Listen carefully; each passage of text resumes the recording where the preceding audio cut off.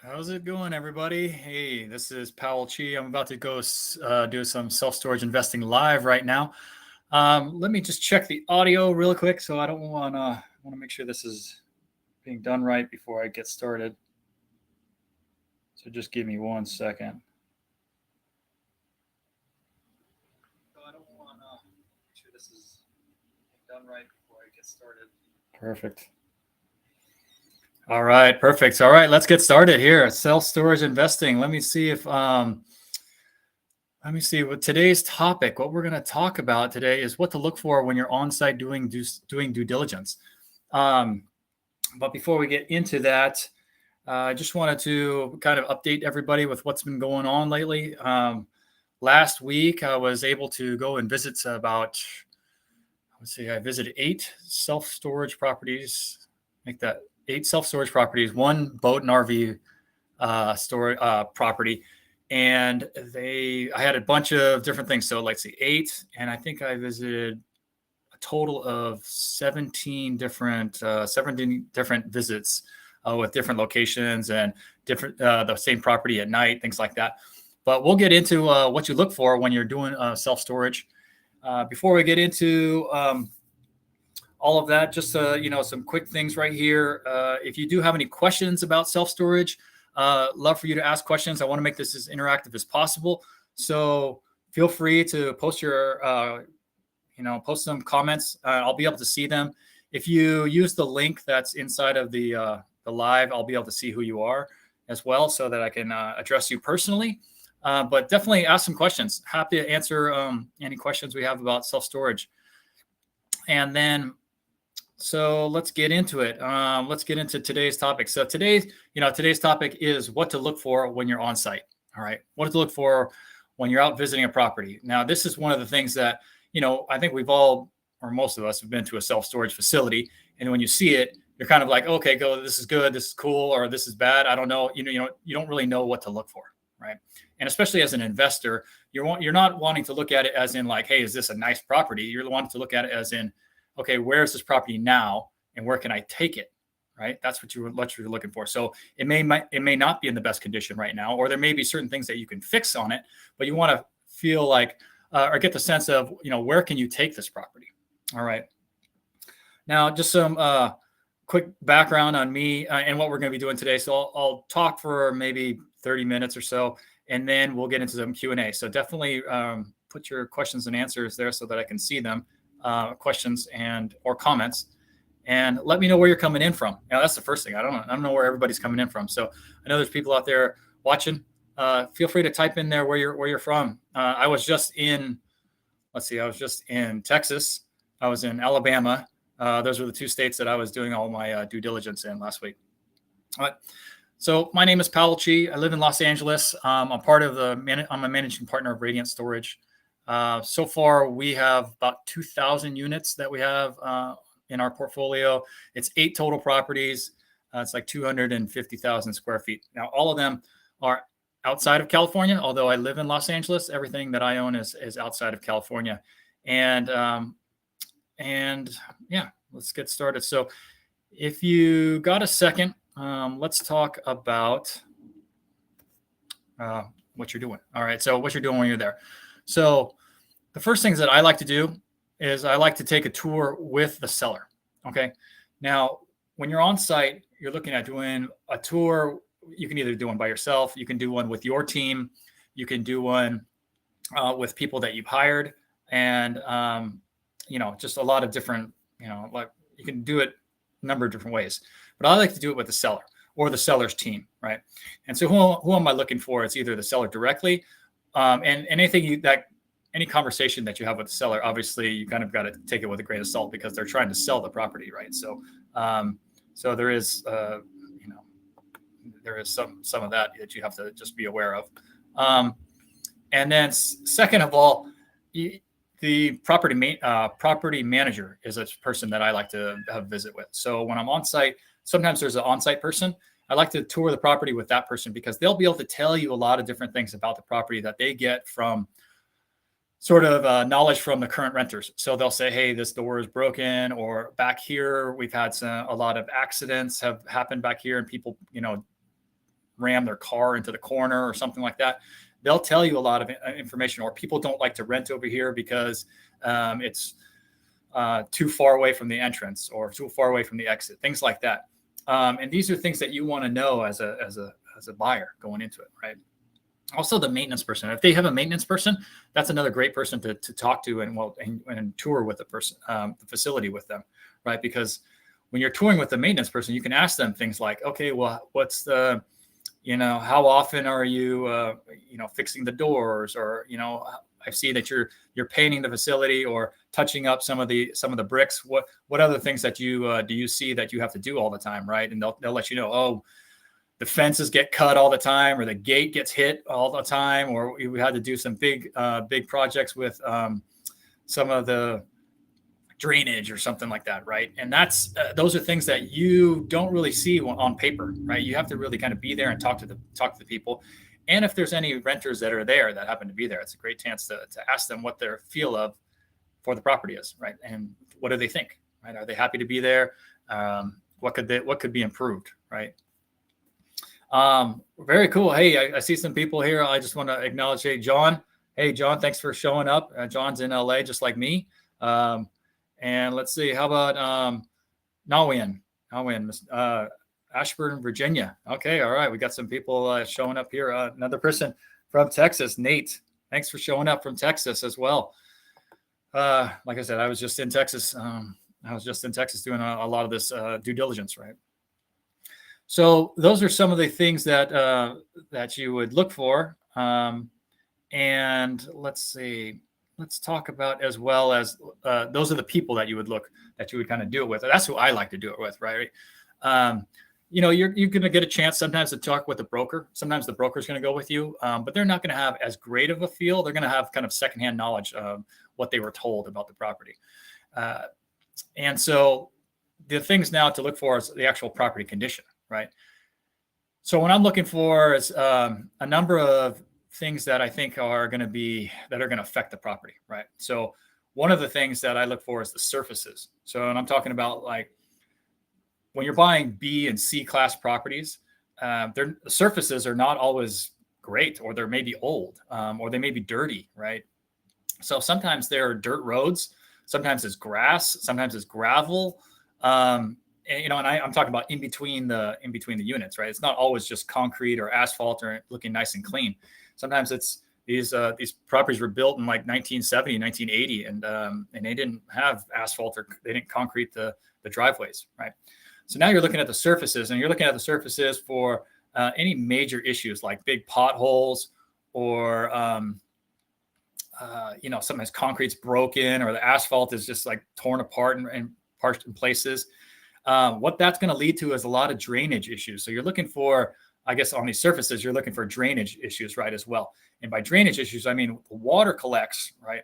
And the water is a really a big deal with self-storage, right? Because you understand there's probably a lip in between the self-storage, like the level where the self-storage is at, and maybe the ground level, right? And that lip may be zero, like it's just right at the same level. It may be like 2 inches, could be anywhere from like 6 or 8 inches, right, above the ground level.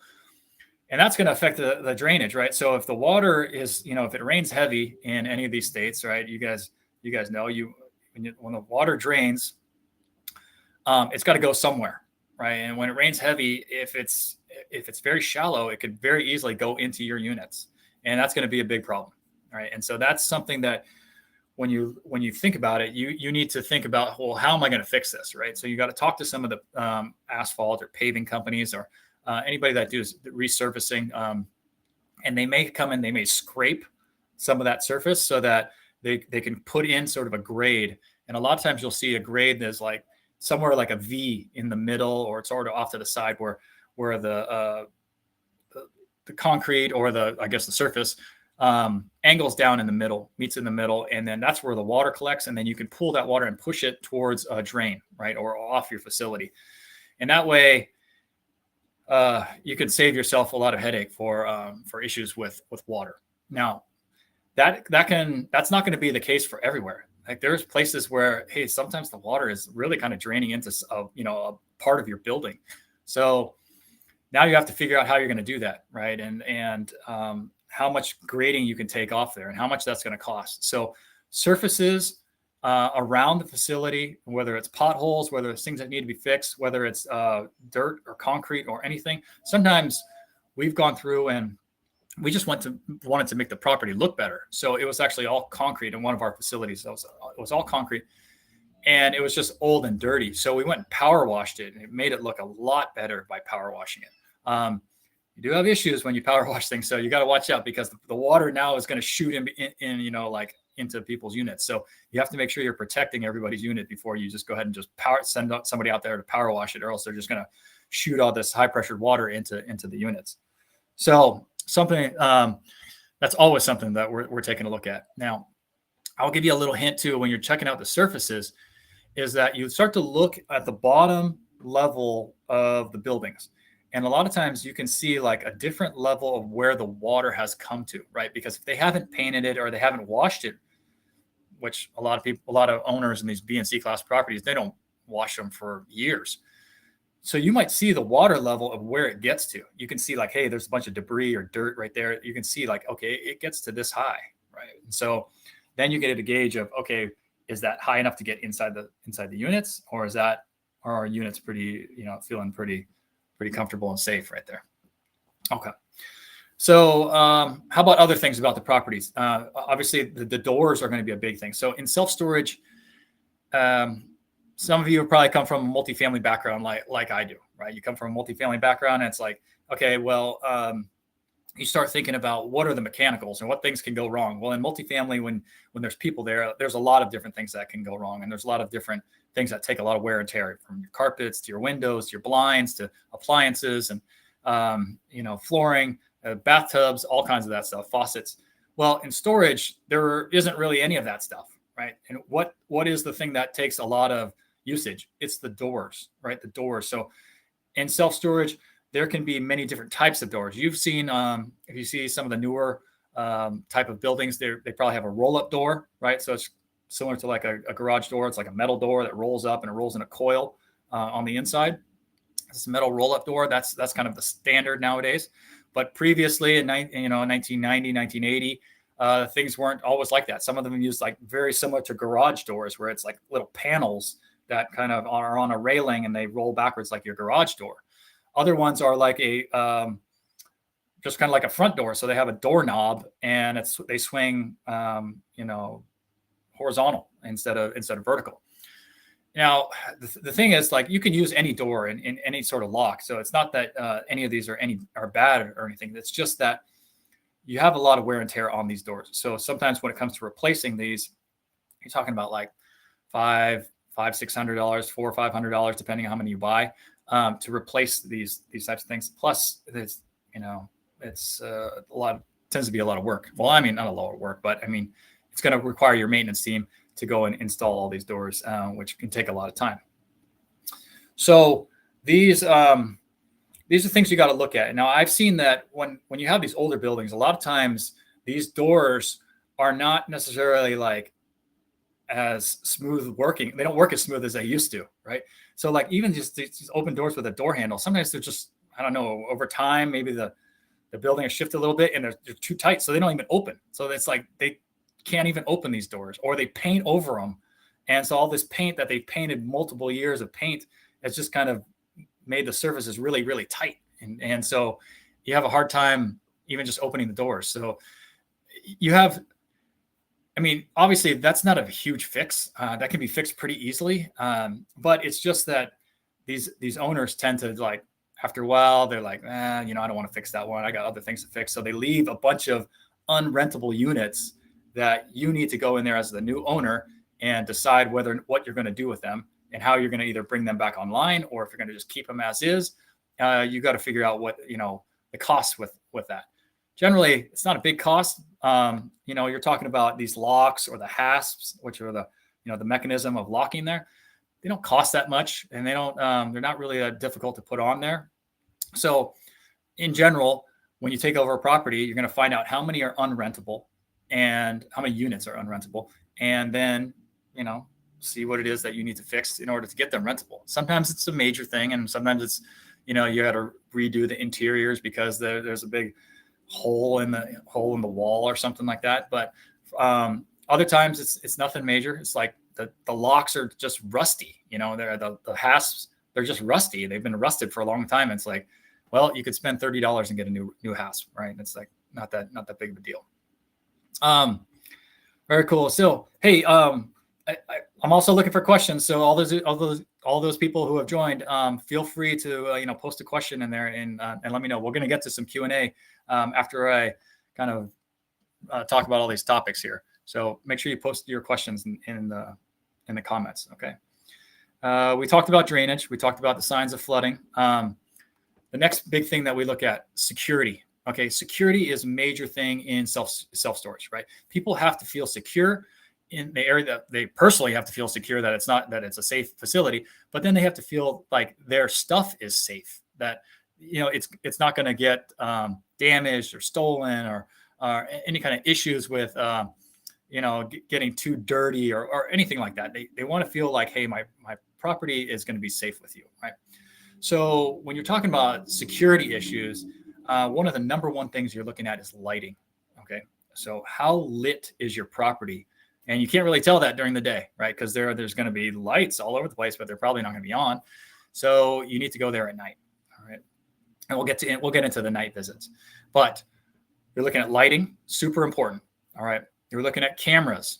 Now cameras, obviously, like, what type of cameras do you want? There's generally, we see two different type of camera systems, right? And what I mean is, like, we have an on-site one, which basically records things on site. There's no need for wireless internet or anything like that. So you just record things, and you're basically recording just in case anything happens. And if anything happens, you can go back and look at the recording on site. Okay. Then there's the wireless kind, the ones that use the internet, right? And those ones, you can you generally have an app for them, and you can see them online on your phone. So we have a couple different, our facilities have a mixture of both of these systems, right? The ones that are, that we need to monitor more often, we're installing these wireless cameras all over, which also means you need to have internet at your facility, right? And you're talking about even our small facilities, still, it's like, an acre or two. So it's like having internet all over the place. It requires some installation, or you got to wire these cameras, right? Have them wired or wireless. So it does take some preparation, does take some work to get that done. But like for the facilities that we have the wireless, we're able to look at it on our phone, and we can look at it basically in real time. And there's also a recording of anything that goes on those cameras. So we can monitor those a lot more, and we can make sure that anybody on our team or our property manager or anybody that we need to has access to those cameras as well. So that way we're all keeping a track of what's going on with our property. So, and you do want to let people know that you have cameras. So you want to have cameras obviously in the high traffic areas, so that the entrances, the exits, but you also want to have the cameras on the unit aisles themselves. You don't necessarily need them going into the units, but you need them down the aisles, and like anybody that's walking down the aisle will be on camera. And there's a number of different systems out there. I mean, I've seen like drones that are out there that can, that they'll fly out there when somebody is on site, and they'll just kind of monitor that person, kind of like walk the person around. You can have that. There's many different types of solutions that are out there, but security is one of the big things. And I will tell you, one of the things that people don't talk about too much is that I think over 50% of your renters in self-storage are females, and they want to be secure. They want to feel safe and secure, and they want to feel that their possessions are safe and secure. And if they go there at night, at dark, they want to make sure that everything there is safe and secure. So you got to keep that in mind, that more than half of your renters are female, and security is a very high priority for them. Okay. And also thinking about security, it's your gates and your fences. So we're looking at gates and fences, right? So not all of our facilities have fencing. That is, so that's something that you kind of have to judge when you take over a property, is like, okay, does this area need fencing?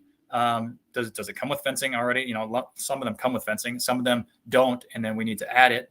and then some of them don't, and we don't feel like we need to add it. So it's depending on, your own choice and your choice of what the area is like.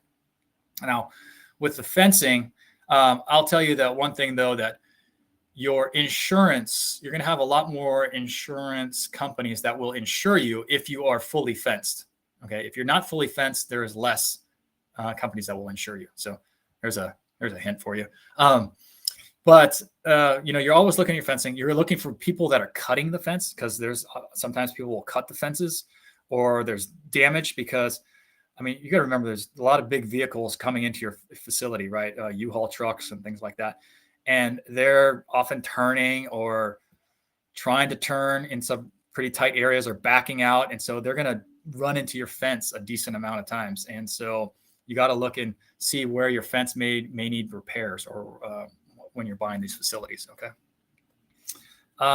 So property conditions, also, the roof, obviously the roof is a major thing. And although we're not roofers ourselves, we take a look at the roof, but we also pay third parties to go out there and check out the roofs themselves. All right. And then give us a report on how much needs to be fixed. I'd like to also talk about the night visit. Okay. So night visit. So we always make sure we do a night visit to our property. So we go during the day, right? And then we go at night, right? Because it's a different facility, and you're going to be able to see whether or not your lights are bright enough, and if you have enough of them at your facility. And so that's one of the major things. And because I would tell you this, we just went down, we just went to one of our properties. We're taking a look at it. It has lights all over it, except for one aisle doesn't have any lights, or none of the lights work. So we go there at night and none of the lights work during that aisle. So obviously we know that that's not going to give the renters a feeling of safety. So we got to go and talk to an electrician about getting these lights working, because there's lights there, they're just not working. So that's something that you need to check out. It also gives you a sense of what the neighborhood is like at nighttime too, right? Now I've been at night. I've been at one of our facilities, and we've had the police called on us, and that's actually a good thing, as the police showed up and they were all excited and ready to arrest us. And, they came in all hot, and, it was kind of funny. I was kind of comical, I thought. And we just told them, hey, we're actually about to buy this property. It's under contract. We showed them the contract, we showed them on our phone that we were under contract for this property. They kind of called it into the current manager, and the manager's like, yeah, they're fine, And so, it was pretty nice. Actually, the cops were very helpful for us. They were starting to talk to us about the history of the area and whether or not there's been any flooding in the area. And actually, some of the hurricanes that came through never touched our facility, and this area never flooded, whereas part of the city flooded in other areas. So interesting conversations we had with the police while they were there. And then they actually stayed there until we actually got an Uber to pick us up, but they stayed there with us the whole time. They're really nice. So we appreciate it.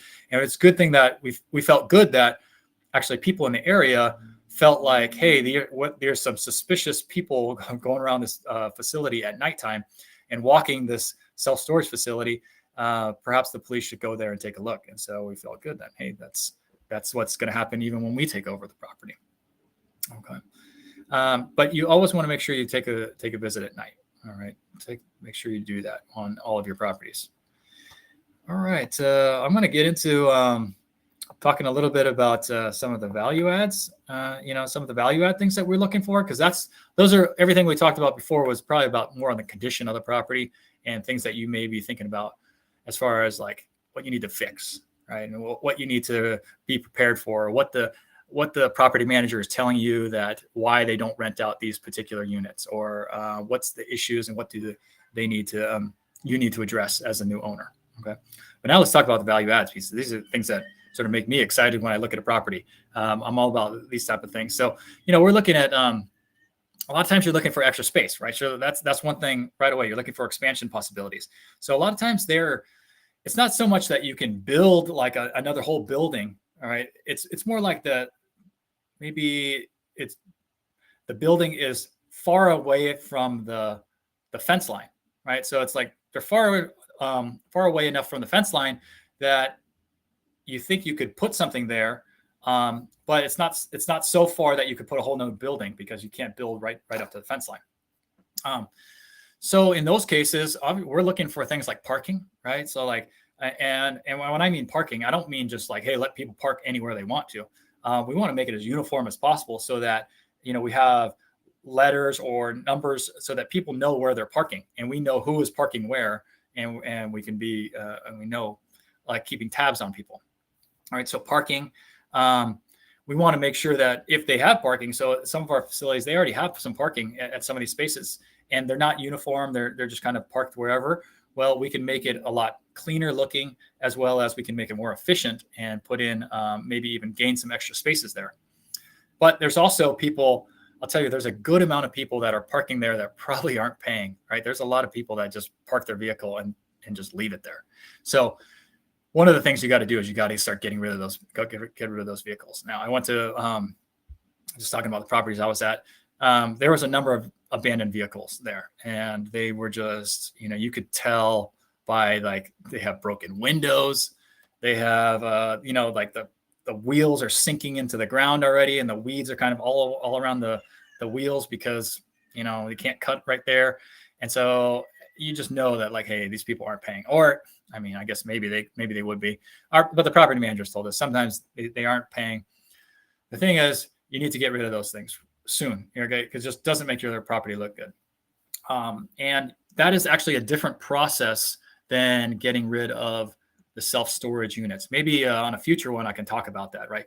Getting rid of people's vehicles is different than getting rid of people's stuff inside of your units, right? And if they have a vehicle inside of your unit and they have a bunch of other stuff like a couch and a dresser and lamps and stuff like that, you have to treat them separately. So maybe down the line we'll talk about that. But just a funny thing at this properties I was just looking at, there's vehicles there that are valuable, right? I mean, I don't know if I have pictures. Maybe I should show pictures on social media or something. But there was a picture of, there was a Dodge Charger. I think it was probably like a 2015 Dodge Charger, and it was sitting there, and it was not paid for. And I was like, so what's the story with this vehicle? This looks weird to have this Dodge Charger out here, because normally you see trailers and you see trucks and campers and things like that, but why a Dodge Charger in 2015? It looks pretty new. And the manager said, it's actually abandoned. We don't know, like, whose it is. We can't get rid of it. We're trying to get rid of it. We have to go through this whole process to do it. And I was like, that's unusual, because it seems like somebody would want this car. It's in good condition, and I'm assuming it didn't get flooded or anything, but looks like the body and everything was in good shape. So you find weird things like that. There was also another car that was like an older, it was probably like 1970, like a vintage type of, like, roadster kind of car. Like, I'm not a car guy, so I don't really know, but like some kind of, like, I don't know.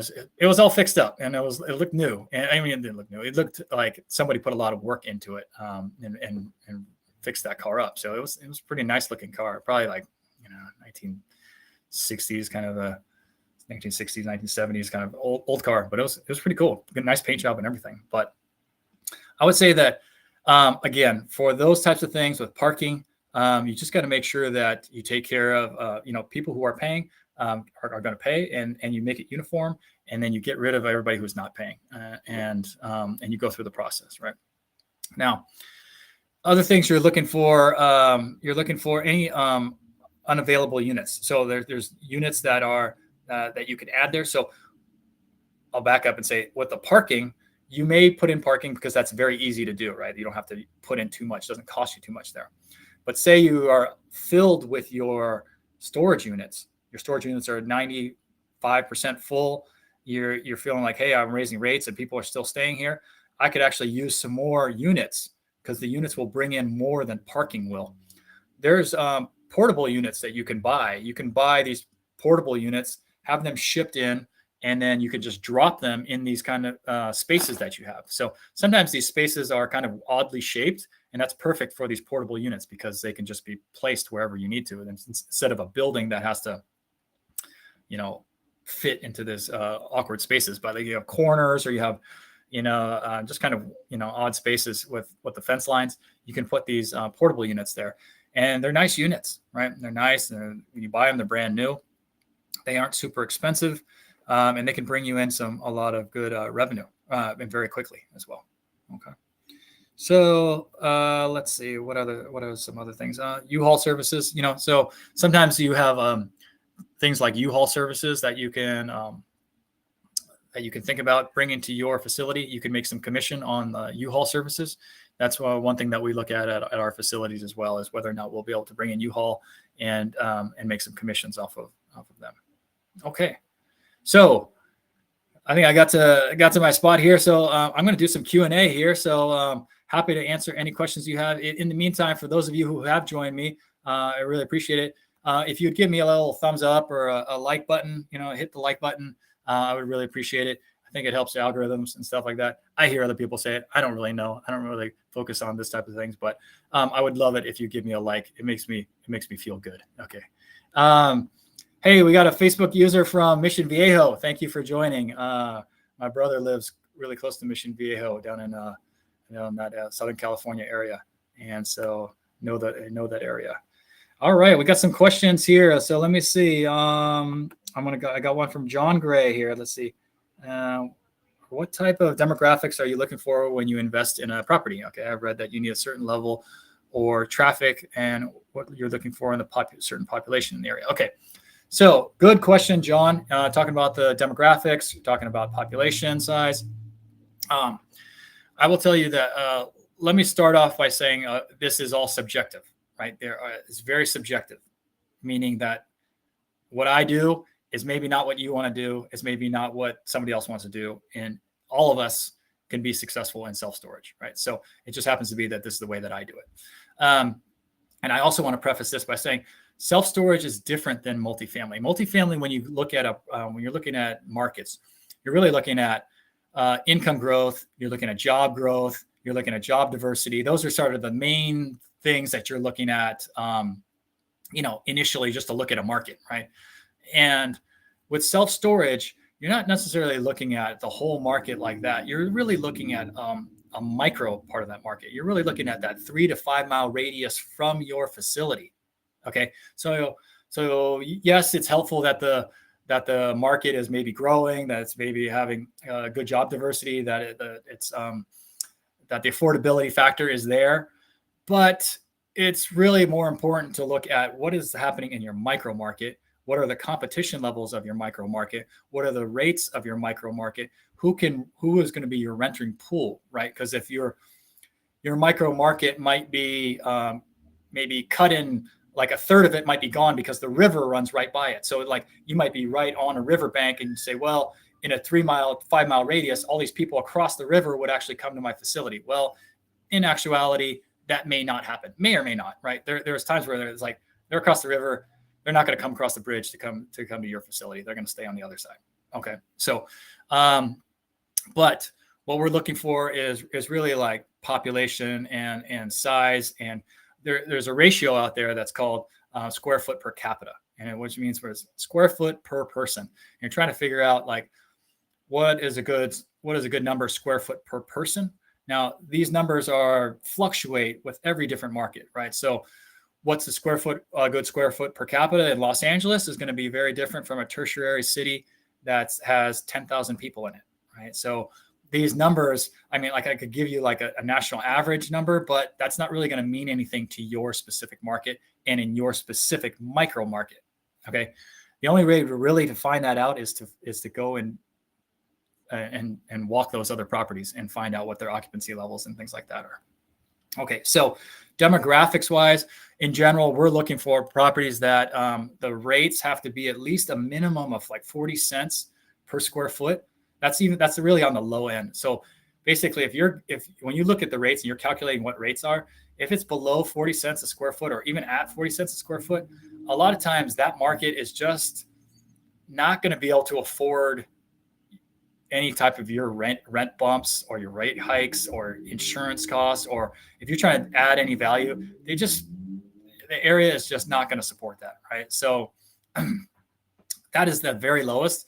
And we don't even go really down to that low. I mean, I think our lowest for our market is probably around 70 cents a square foot, right? And so that's something that we look at. Now, our facility, when we bought them there, they weren't running at 70 cents a square foot, but in terms of the market, it was about 70 cents a square foot. We go up to other ones that are like in the $2 a square foot. So, and depending on what type of market you're in, I've been at other facilities where I've talked to owners and they're in like Class A at a Class A facility in a Class A market.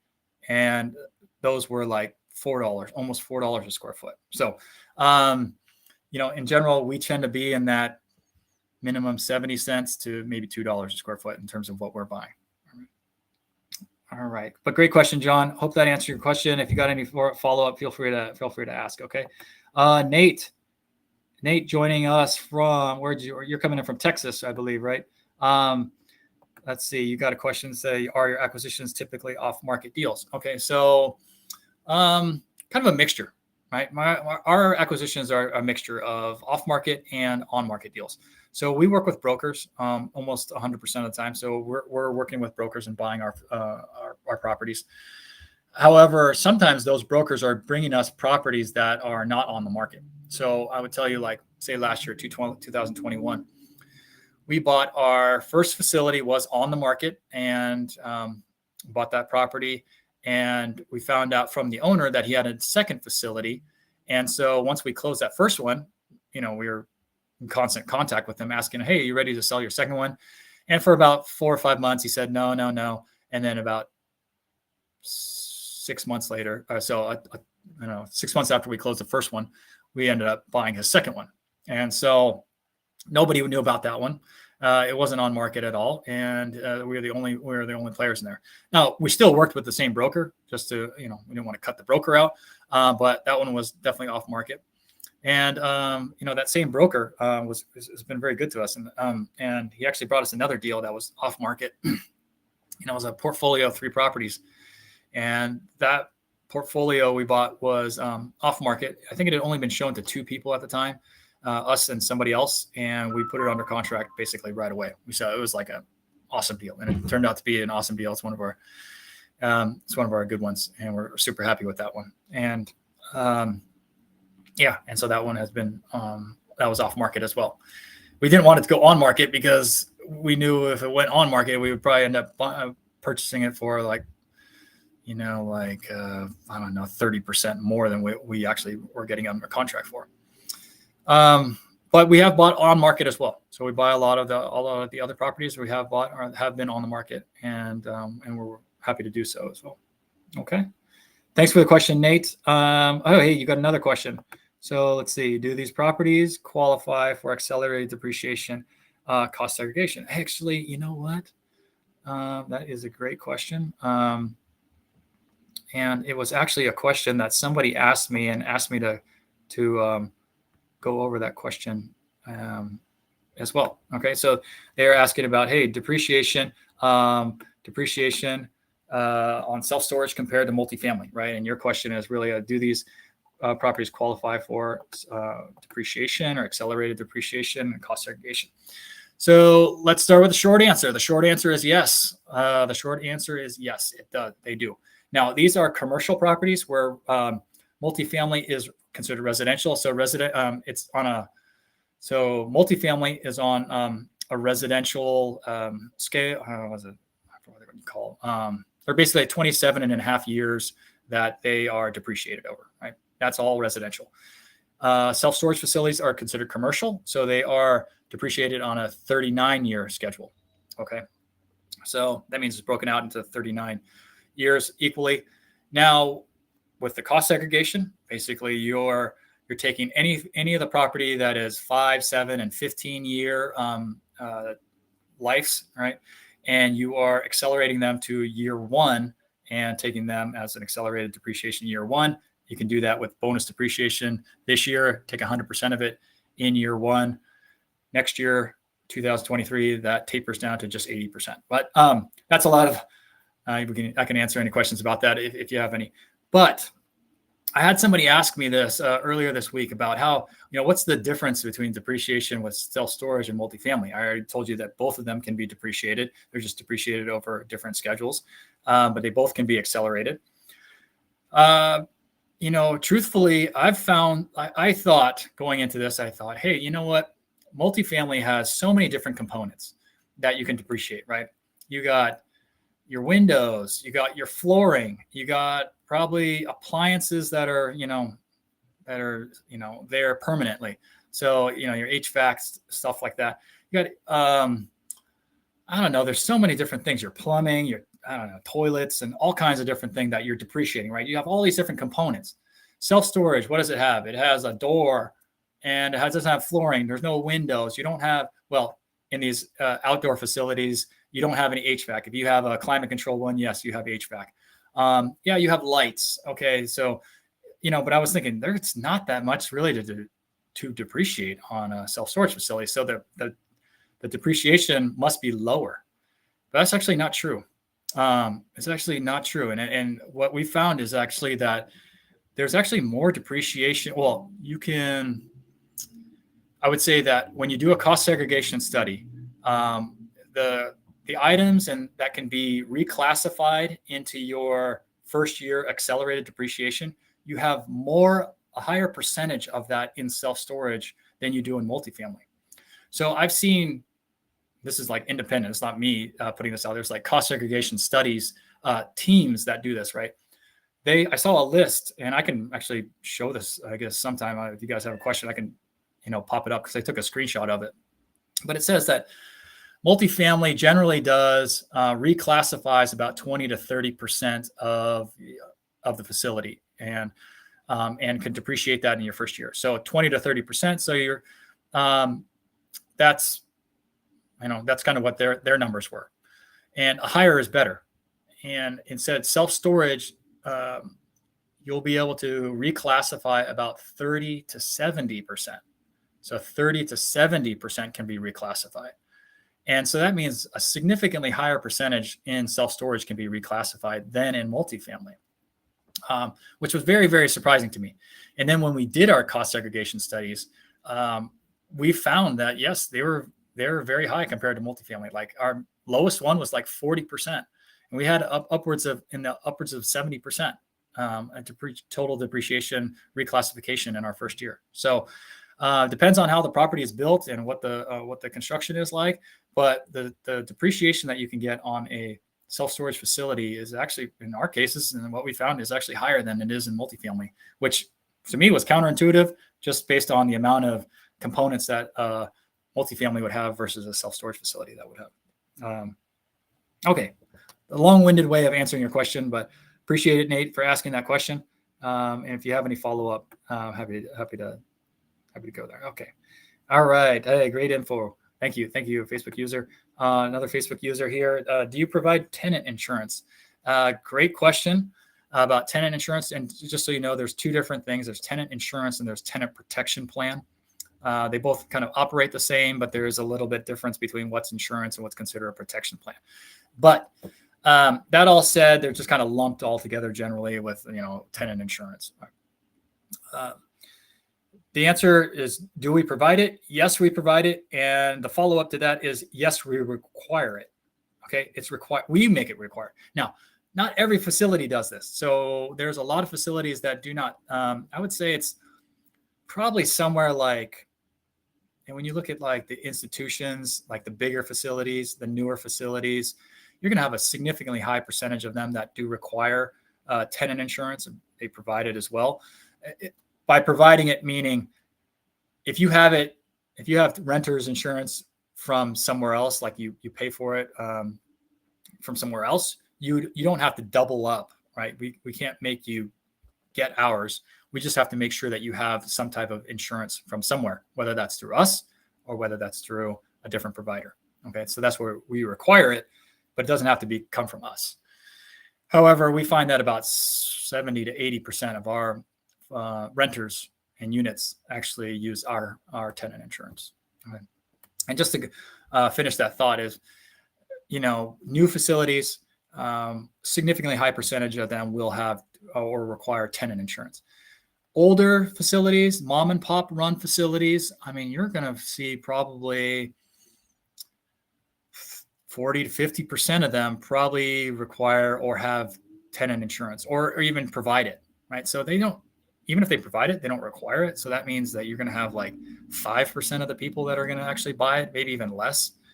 But that's a significant revenue stream that you can bring to your facility if you do require it. So that is something that we do require. Any follow-up questions, feel free to ask. I'm happy to answer any questions that you have about tenant insurance. But that is, looks like most of the questions. I definitely appreciate all of you joining today. Just for as announcements and people have been asking about our fund. We do have a real estate investing fund that has our facilities that basically invest in our facilities. So if you're interested in investing in a self-storage facility, feel free to reach out to me. We have basically a fund. It's a 506c fund, so it's for accredited investors only. And our minimum is only $25,000 to invest in the fund, and then you get to invest in our our storage deals, right? So right now we have one really good self-storage deal inside of there. It's like a 10 property portfolio that we're working on right now. So it's 10 different properties. Those are the ones I went and did my visits on. So if you're interested in that, let us know. Feel free to reach out to me directly. Happy to answer any questions about that as well. And other people have asked for like a mentoring program. We do have a mentoring program. If it's something that you're interested in, it's one people actually join my current deals, my active deals. It's not something that it's like learning on the job, because you're going to learn from when I'm doing my actual deal, right? And I'm going to point out that it's not an education program. It's a mentoring program where you can actually get involved from the very beginning and come with me when I do my due diligence, things like that. But that's it for tonight. Don't forget, if I'd really appreciate if you give me that thumbs up, give me a like. Plan to do this again as soon as I can. We're just working on some deals right now and trying to work on closing them. And maybe I'll be able to show some pictures of kind of the visits. Reach out to me on social media if you have any topics that you would like to discuss, questions that you'd like me to have prepared for my next one, and have answered here on my live stream. And then if you do have any questions about partnering, or you just want to be involved in partnering and investing in our deals, feel free to fill out my Google form, or just ping me and I'll send you my link to my Google form. We'll go from there. All right. Appreciate it. Thanks, everybody. Take care. I'll see you soon.